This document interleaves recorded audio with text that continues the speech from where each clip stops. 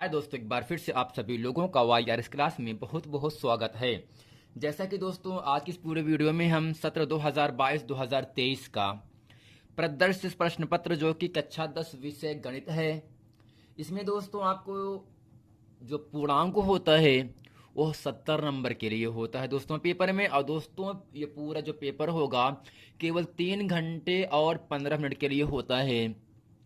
जबकि दोस्तों इसमें निर्देश में क्या दिया होगा, प्रारंभ के 15 मिनट परीक्षार्थी को प्रश्न पत्र पढ़ने के लिए निर्धारित है। यानी दोस्तों जो 3.25 घंटा आपको टाइम मिलेगा पेपर को हल करने के लिए, उसमें दोस्तों केवल 15 ही मिनट आपके केवल जो प्रश्न दिया गया है पेपर में केवल पढ़ना है, बस समझना है। तो दोस्तों इसके बाद जो आपका 3 घंटा बचेगा उसमें इन सभी प्रश्नों को हम हल करेंगे।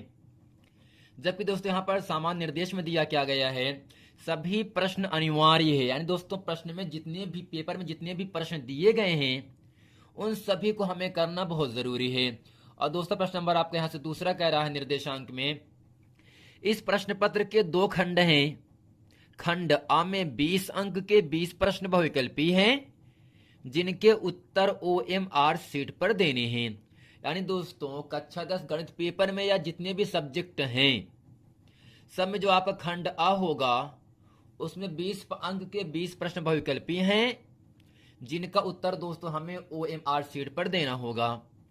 OMR शीट पर उत्तर अंकित किए जाने के पश्चात उसे काटे नहीं तथा इरेजर व्हाइटनर आदि का प्रयोग ना करें। यानी दोस्तों OMR शीट पर हम जब कोई निशान लगा देते हैं, गोला कर देते हैं, तब दोस्तों उसको हमें काटना नहीं चाहिए। ना तो काटना चाहिए, ना तो इरेजर का प्रयोग करें और ना ही दोस्तों व्हाइटनर का प्रयोग करें। अगर इन सब का हम प्रयोग करेंगे जो आप सही किए रहोगे उसका भी नंबर दोस्तों कट जाएगा। और दोस्तों यहां से 5वां निर्देश आपके सामने यहां से है, दूसरा खंड बा में 50 अंक के ऋणात्मक प्रश्न होंगे। 6वां निर्देशांक आपसे है, इस खंड में कुल 5 प्रश्न हैं। कितने दोस्तों कितने प्रश्न आपके हैं? 5 प्रश्न हैं।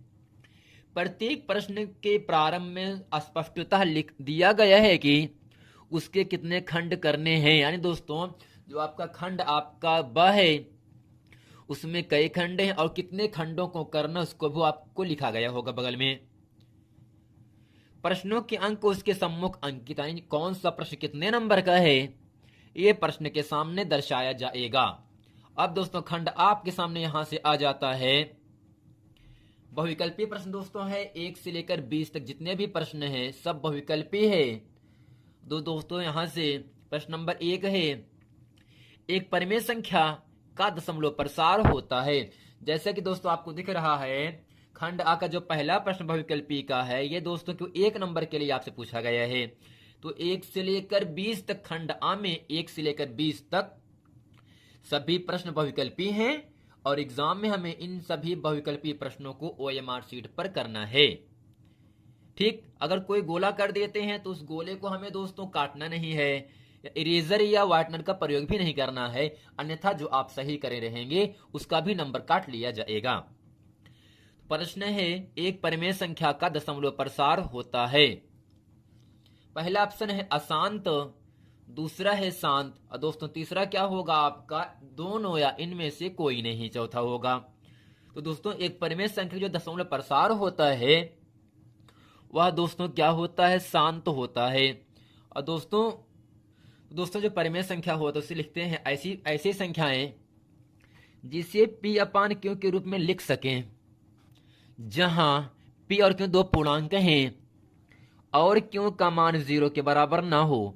यानी दोस्तों ऐसी संख्याएं जिसे हम अंश बटे हर के फॉर्म में लिख सके, लेकिन दोस्तों हर का मान बटे की संख्या 0 के बराबर अगर नहीं है तो उसे दोस्तों हम कहते क्या है, परिमेय संख्या कहते हैं। तो एक परिमेय संख्या का जो दशमलव प्रसार होता है वह सदैव शांत ही होता है। अब दोस्तों प्रश्न नंबर 2 आपके सामने कह रहा है, दूसरा है एक शून्येतर परिमेय संख्या और एक अपरिमेय संख्या का गुणनफल होता है। यानी दोस्तों एक परिमेय संख्या दूसरा एक अपरिमेय संख्या का जब गुणनफल करते हैं, जब गुणा करते हैं तो होता क्या है। अगर दोस्तों हम एग्जाम्पल की सहायता से आपको समझाना चाहें, जैसे एक परिमेय संख्या आपको मैंने मान ली 5 माना, जबकि दोस्तों मैं दूसरा क्या माना, यहां से अगर √2 माना तो 5 एक परिमेय संख्या है क्योंकि इस पर रूट लगा नहीं है, जबकि जो √2 है यह एक आपकी अपरिमेय संख्या, इसका वर्गमूल को निकलेगा नहीं वर्गमूल। तो परिमेय संख्या और अपरिमेय संख्या का गुणनफल सदैव होता क्या है? तो दोस्तों यहाँ पे होगा 5√2। यानी जब किसी परिमेय संख्या में हम अपरिमेय संख्या से गुणा कर देते हैं दोस्तों हमेशा अपरिमेय संख्या ही रहता है। अर्थात दोस्तों पहला ऑप्शन है सदैव अपरिमेय संख्या, सदैव परिमेय संख्या, परिमेय या अपरिमेय संख्या, या दोस्तों है केवल एक है। तो दोस्तों आपको केवल याद क्या रखना है, एक परिमेय संख्या दूसरी अपरिमेय संख्या का जब गुणनफल करते हैं तो प्राप्त मान जो आता है वह भी आपका एक अपरिमेय संख्या होता है।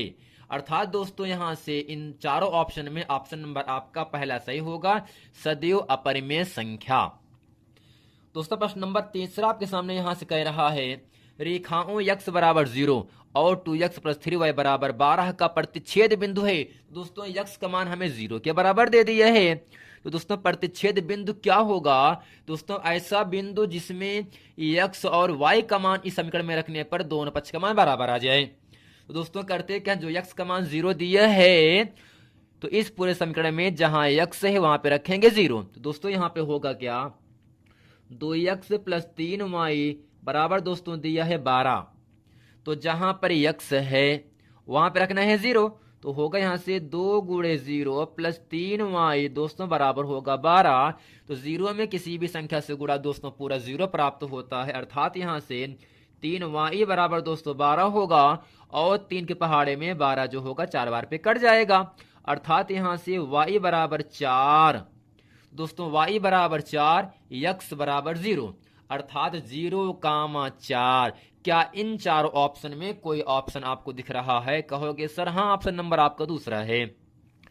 तो जो संख्या पहले होगा, जो निर्देशांक होता है उसमें जो पहला होगा उसे भुज कहते हैं, दूसरे वाले को कोटि कहा जाता है। भुज आप 0 है जबकि कोटि आपका 4 है। भुज हमेशा x अक्ष पर लिखा जाता है जबकि जो कोटि होता है वो हमेशा y अक्ष पर लिखा जाता है। अर्थात दोस्तों x बराबर 0 है, x बराबर 0 का मान समीकरण नंबर यहाँ पर इसमें रखा तो हल करने के बाद y का मान 4 आ गया, अर्थात 0,4, जो कि इन चारों ऑप्शन में ऑप्शन नंबर आपका दूसरा सही है। अब दोस्तों प्रश्न नंबर चौथा आपके सामने यहां से कह रहा है वह बड़ी से बड़ी संख्या ज्ञात कीजिए जिससे 70 और 125 को विभाजित करने पर भाग करने पर शेषफल क्रमशः 5 और 8 प्राप्त होता है। दोस्तों करते क्या है, यहां से दो संख्या दिया है। पहला दोस्तों दिया कितना है 70 और दोस्तों दूसरा कितना दिया है, आपको दिया 125 दिया है। दोस्तों इन दोनों संख्याओं को हमें विभाजित करना है जिसका शेषफल 5 और 8 प्राप्त हो रहा है। दोस्तों जो आपका 70 है, 70 में दोस्तों हम 5 घटाएंगे तो आपको मिलेगा 65, और दोस्तों यहां से 125 में हम 8 घटा देंगे यहां से, दोस्तों कितना मिलेगा 117 मिल जाएगा। अब दोस्तों 65 और 117 का हम निकालते हैं HCF अर्थात मासा। मासा क्यों निकाल रहे हैं? क्योंकि प्रश्न में लिखा है बड़ी से बड़ी संख्या। जब प्रश्न में बड़ी से बड़ी संख्या की बात कहेगा तो हमें मासा ही निकालना है, अर्थात वह बड़ी से बड़ी संख्या जो दी गई संख्या को अर्थात 65 और 117 को विभाजित कर सके वही संख्या आपका मासा होता है। अर्थात दोस्तों क्या 65 के पहाड़े में 65 और 17 आएगा? नहीं आएगा। लेकिन दोस्तों 13 के पहाड़े में 65 भी आता है और 13 के पहाड़े में 117 भी आता है, अर्थात दोनों संख्याएं जो होंगी वह 13 से कट जाएगा। अर्थात दोस्तों इन दोनों संख्याओं का जो मासा होगा यहां से लिखेंगे मासा बराबर दोस्तों होगा 13, क्योंकि दोनों संख्याएं 13 से कट जा रही हैं। इसलिए दोस्तों इन चारों ऑप्शन में ऑप्शन नंबर आपका पहला सही है। जब दोस्तों शेषफल की बात कहेगा जो संख्या पहला होगा पहला मान घटा देंगे, जो संख्या दूसरा होगा दूसरा मान घटा देंगे। अब दोस्तों प्रश्न नंबर यहां से 5वां आपके सामने कह रहा है समीकरण 2x + ay बराबर 1 तथा 3x - 5y बराबर 7 का कोई हल नहीं है। अब दोस्तों करते क्या है, इस सवाल को अच्छे तरीके से हम हल करते हैं। दोस्तों यहां से करते क्या, जो समीकरण आपका पहला दिया है इसको लिखेंगे यहां से या करके 2x + ay बराबर 1 दिया है। तो दोस्तों जब हमें कोई हल नहीं है या परिमित रूप से अनेक हल है, या अद्वितीय हल है तो हमें करना क्या है, जो दायां पक्ष होगा अर्थात बराबर की दाएं तरफ वाला मान होगा उसको हमें 0 करना है। और दोस्तों 0 कब होगा, जब उसको पक्षांतर करेंगे।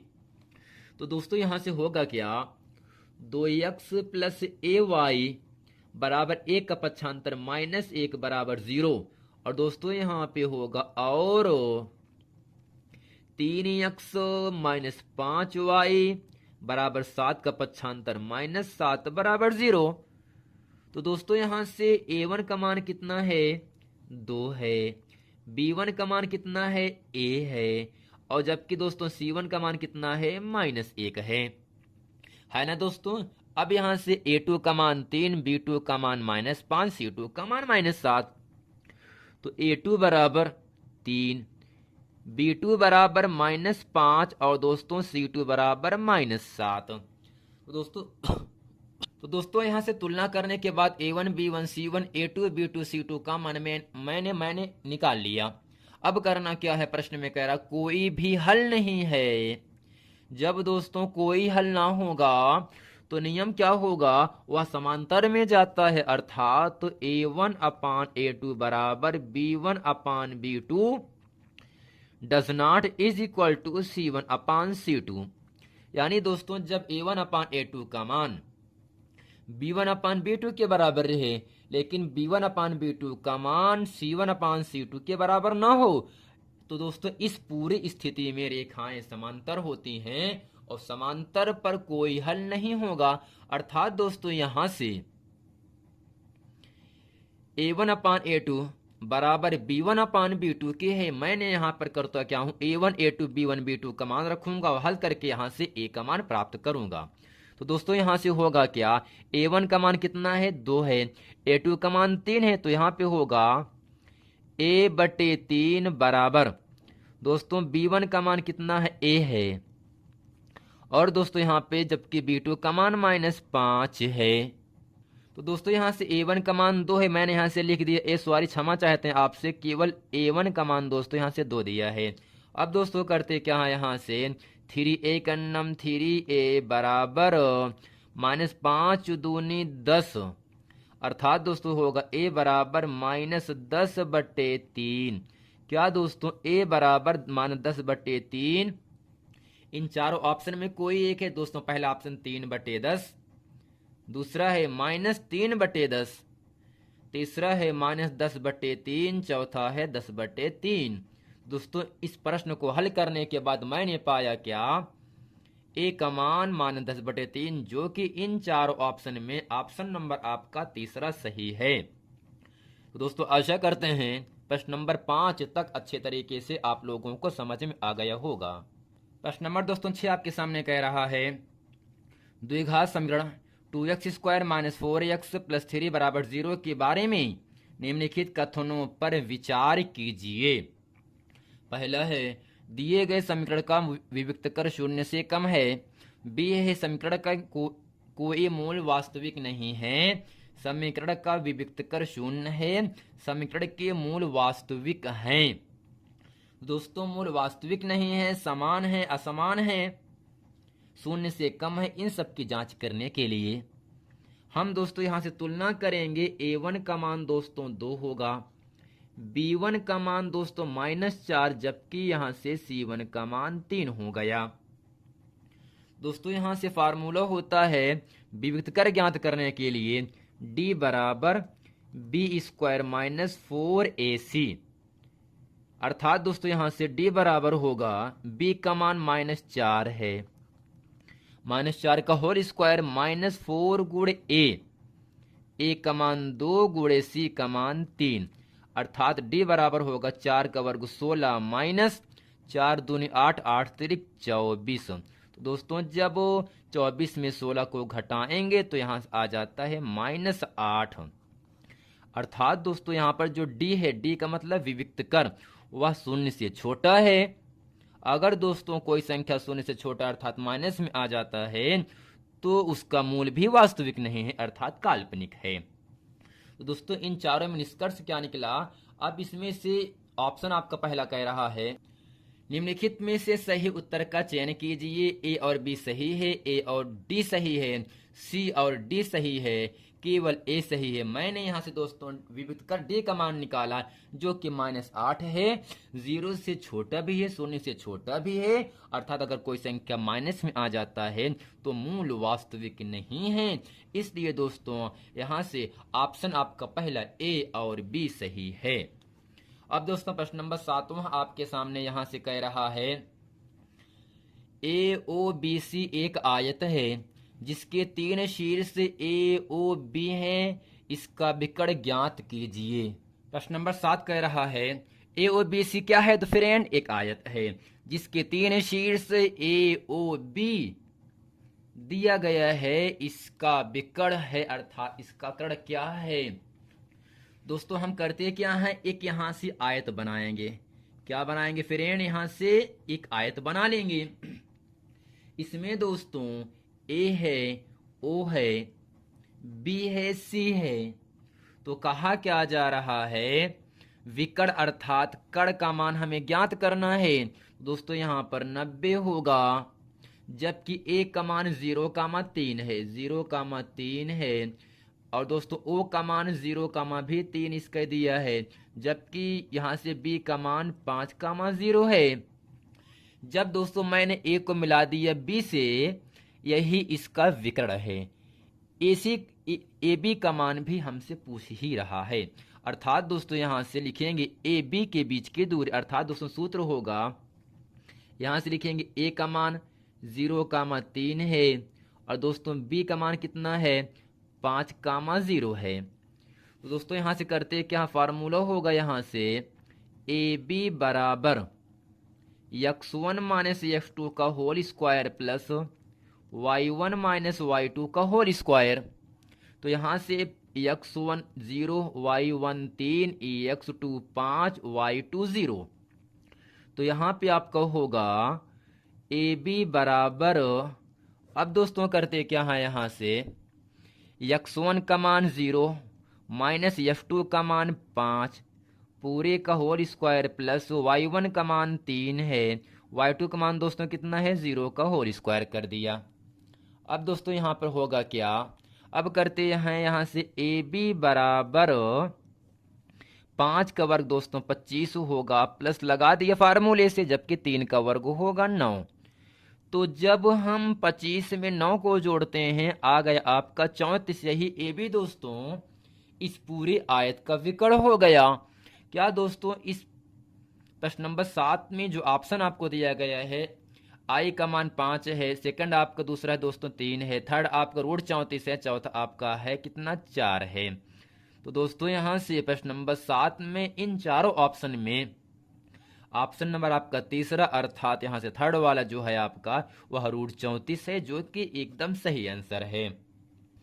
अब दोस्तों प्रश्न नंबर 8 आपके सामने यहां से कह रहा है यदि समीकरण एक्स स्क्वायर प्लस के एक्स माइनस 5/4 बराबर 0 का एक मूल 1/2 है तो के का मान ज्ञात कीजिए। तो दोस्तों के का मान कैसे ज्ञात करेंगे, जब यहां से x का भी मान गायब होगा, लेकिन दोस्तों x का ही मान दिया 1/2, तो जहां पर x है वहां पे रखेंगे 1/2। हल करने के बाद जो भी मान आएगा वह इन चारों में एक मिलेगा। तो यहां से x का मान 1/2 अर्थात 1/2 का होल स्क्वायर प्लस के गुणे 1/2 माइनस 5/4 बराबर 0 हो गया। अब दोस्तों करते क्या है, यहां से 1 का वर्ग 1, 2 का वर्ग 4 प्लस के कन्नम k/2 और यहां से होगा माइनस 5/4 बराबर 0 हो गया। अब दोस्तों करते क्या है, 4, 2 और 4 क्लास है, यहाँ पर केवल 4 होगा, 4 से 4 कटेगा 1 बार पे, 2 पहाड़े में 4 2 बार पे, 2 से गुणा होगा के में अर्थात 2 के माइनस यहाँ से दोस्तों 5 बराबर 0 हो गया।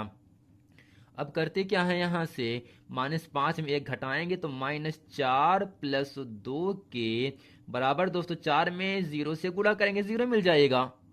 तो यहां से होगा 2 के बराबर -4 का पक्षांतर +4 हो गया। तो दोस्तों 2 दूनी 4 अर्थात के बराबर 2, जो कि दोस्तों इन चारों ऑप्शन में ऑप्शन नंबर आपका पहला सही है।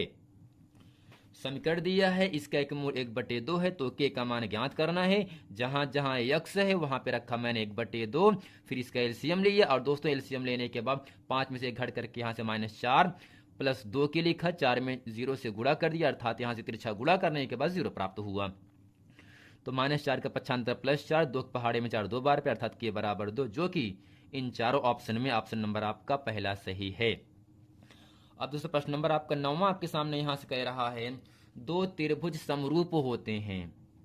अब दोस्तों समरूप त्रिभुज कब होगा, समरूप त्रिभुज कब होगा, तो दोस्तों हम समझ लेते हैं किसे कहते हैं समरूप त्रिभुज या समरूप आकृतियां। दो आकृतियां जिनकी आधार समान हो, यानी ऐसी दो आकृतियां जिनकी आधार बराबर है परंतु आवश्यक रूप से अमाप समान ना हो। लेकिन दोस्तों अगर दो त्रिभुज है, दोनों सेम जैसे हैं, लेकिन अगर छोटे बड़े हैं, तब दोस्तों समरूप आकृतियां कहलाएंगी। दोस्तों समरूप आकृतियां होने के लिए, समरूप त्रिभुज होने के लिए शर्त क्या होता है, पहला यहां से है यदि इनके संगत कोण बराबर हों, इनकी संगत भुजाएं एक ही अनुपात या समानुपाती में होती हैं, तीसरा है उपर्युक्त दोनों, चौथा है इनमें से कोई नहीं। अर्थात दोस्तों अगर कोई दो त्रिभुज समरूप है, दोस्तों समरूप त्रिभुज होने के लिए संगत कोण और संगत भुजाएं समानुपाती होनी चाहिए, समान अनुपात में होना चाहिए, तभी दोस्तों होगा यहां से समरूप त्रिभुज। अर्थात यहां से ये दोनों सही है और दोस्तों ये दोनों आपको यहाँ पे लिखा गया उपर्युक्त तो दोनों, इसलिए यहाँ पे ऑप्शन नंबर आपका तीसरा सही होगा। अर्थात दो समरूप त्रिभुज के संगत कोण और संगत भुजाएं समानुपाती होती हैं। दोस्तों प्रश्न नंबर 10 आपके सामने कह रहा है, यदि एक समकोण त्रिभुज ABC में कोण C बराबर 90, अर्थात यहाँ से कोण C समकोण दिया है, AC का मान 3 सेंटीमीटर और BC का मान 4 सेंटीमीटर है, तो बिंदु C से जाने वाली माध्यिका की माप अर्थात माध्यिका की लंबाई ज्ञात कीजिए। तो दोस्तों हम करते क्या हैं, यहां से एक छोटा सा समकोण त्रिभुज बना लेते हैं।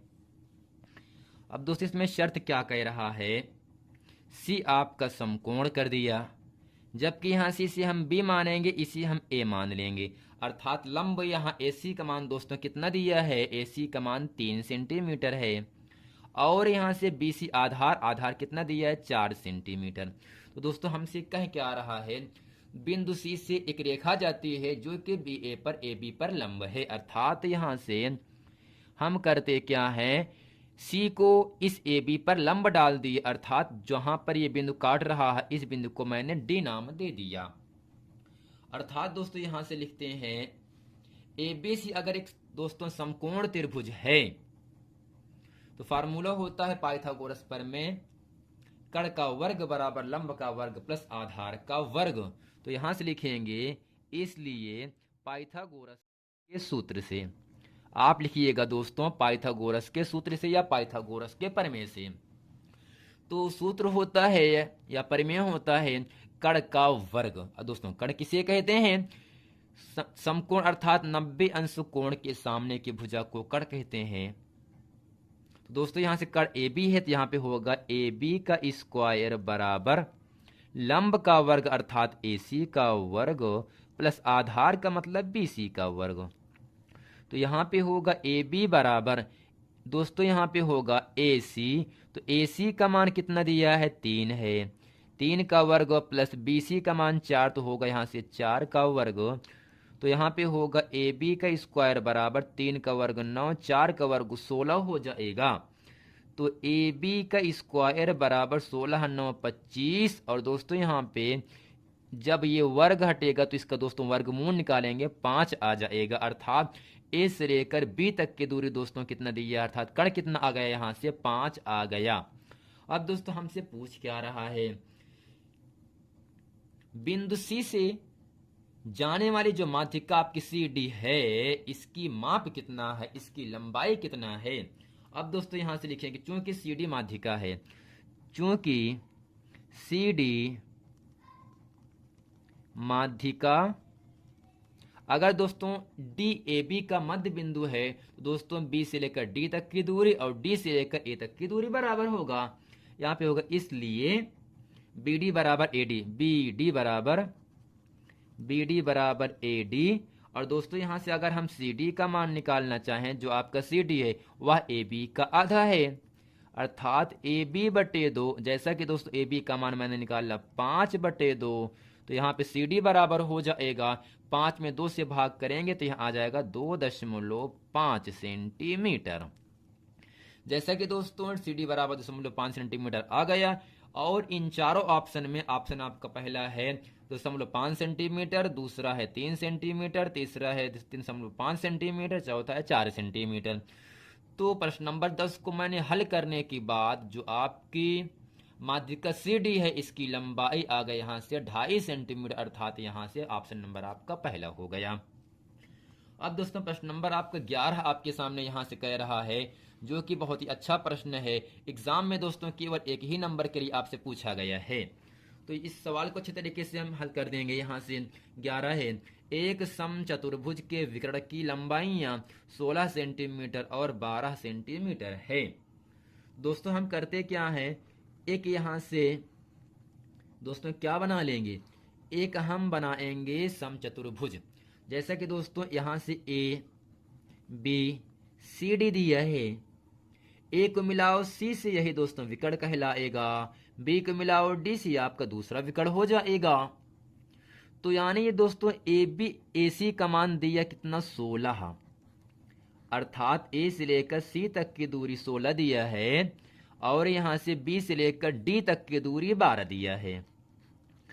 अगर दोस्तों समचतुर्भुज जो विकर्ण होते हैं परस्पर लंबवत काटते हैं, अर्थात यहाँ से दोस्तों 90-90 के 4 कोणों में बांट देगा, तो इस बिंदु को दोस्तों जहां पर काटा है इस बिंदु को O मान लेते हैं, अर्थात OB, OA, OD, OC।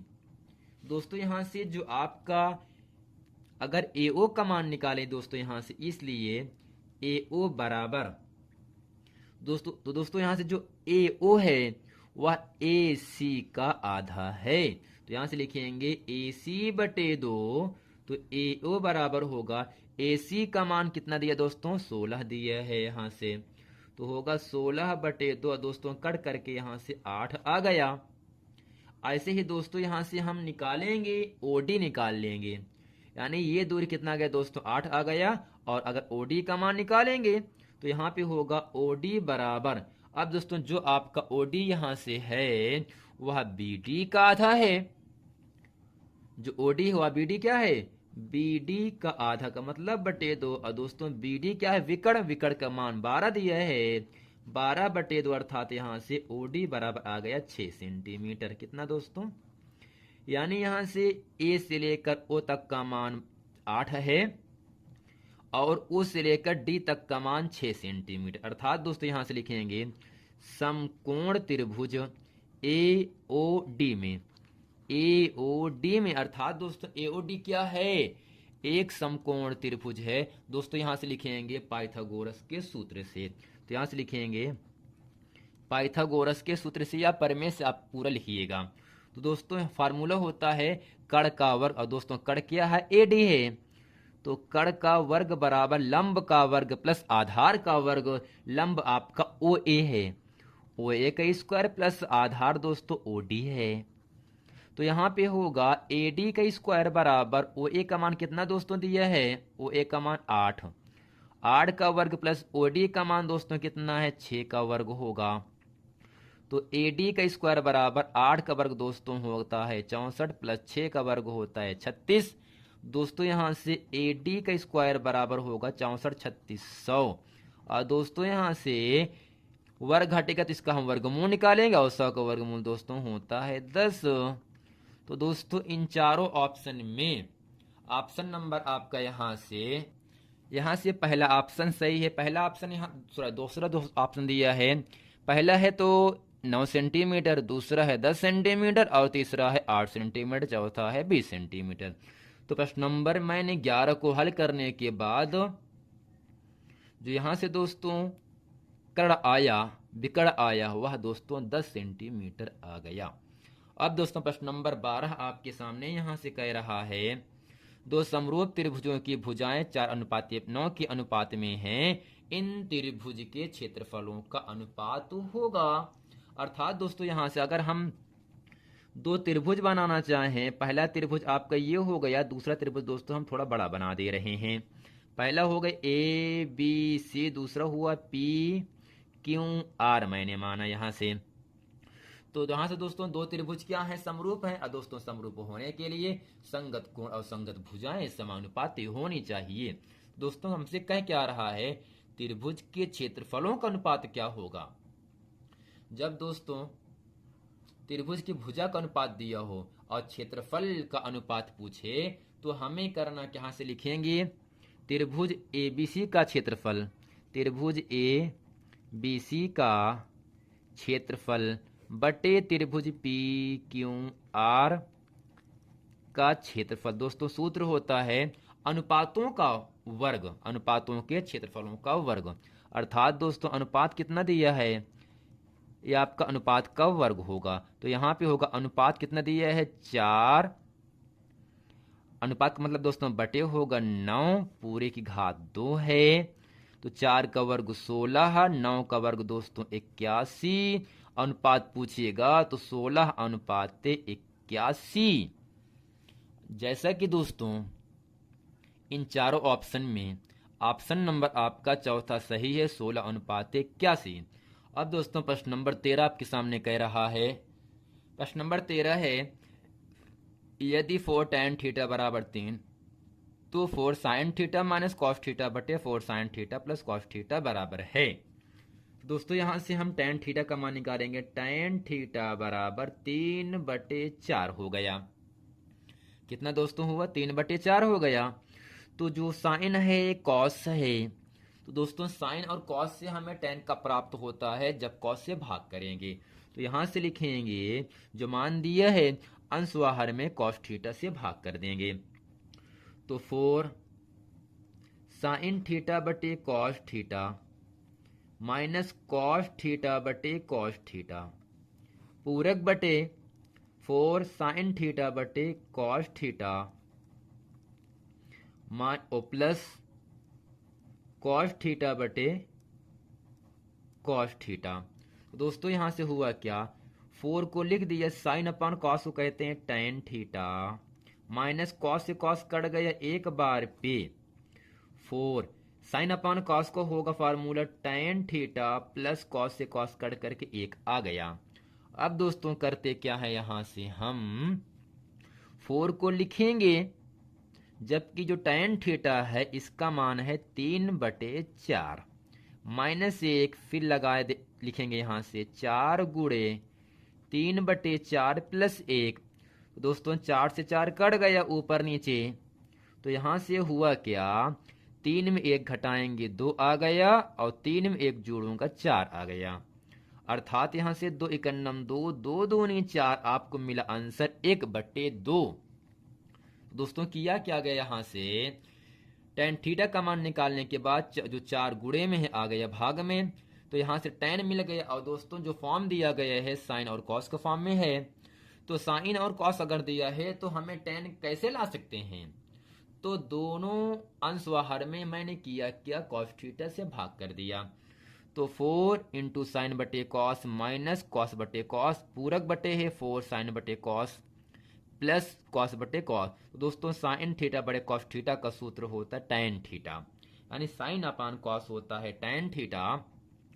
तो यहां से tan थीटा का मैंने मान रखा 3/4, 4 से 4 कट गुणे में है, 3 में से 1 गए 2, 4 से 4 कट करके 3 में, 3 में मैंने प्लस 1 को जोड़ दिया, आपको मिला 4। तो दोस्तों 2/4 मैंने काटा, यहां से 1/2 आ गया, जो कि दोस्तों इन चारों ऑप्शन में ऑप्शन नंबर आपका तीसरा सही है। अब दोस्तों प्रश्न नंबर 14 आपके सामने यहां से कह रहा है, साइन 75 अंश बटे कॉस 15 अंश का मान ज्ञात कीजिए। जैसा कि दोस्तों पूरक कोणों में साइन का व्युत्क्रम कॉस होता है, कॉस का साइन होता है, tan का कॉट, कॉट का tan, कोसेक का सेक, सेक का कोसेक होता है। और इन दोनों फलनों में जो कोण 75 है, जो कोण आपका 15 है, इन दोनों कोणों का योगफल 90 अंश हो जा रहा है। अगर दोनों कोणों का योगफल 90 अंश हो रहा है तो इन दोनों कोणों में हम एक अर्थात चाहे अंश को तोड़ दें चाहे हर को तोड़ेंगे। तो हम करते क्या है फ्रेंड, यहां से लिखेंगे साइन 75 15 का योगफल 90। तो मैंने अंश को तोड़ रहा हूं, तो यहां से 90, अगर दोस्तों अंश को तोड़ेंगे तो हर वाला कोण का मान घटा देना। दोस्तों बटे में क्या है आपका cos 15 अंश। दोस्तों साइन 90 का अंतर होता है, अर्थात साइन 90 माइनस थीटा का सूत्र होता है cos थीटा, और दोस्तों थीटा का मान मतलब 15 दिया है, बटे आपका है cos 15। दोस्तों अंश व हर सेम है, कट गया और कटने के बाद एक मिला, जैसा कि एक इन चार ऑप्शन में ऑप्शन नंबर आपका दूसरा सही है। अब दोस्तों प्रश्न नंबर 15 आपके सामने कह रहा है, जो कि इस पूरे वीडियो में हम प्रश्न नंबर 15 तक ही अच्छे तरीके से आपको पढ़ा रहे हैं। 15 है, यदि एक वृत्त का परिमाप वर्ग के परिमाप के बराबर है तो उनके क्षेत्रफलों का अनुपात है।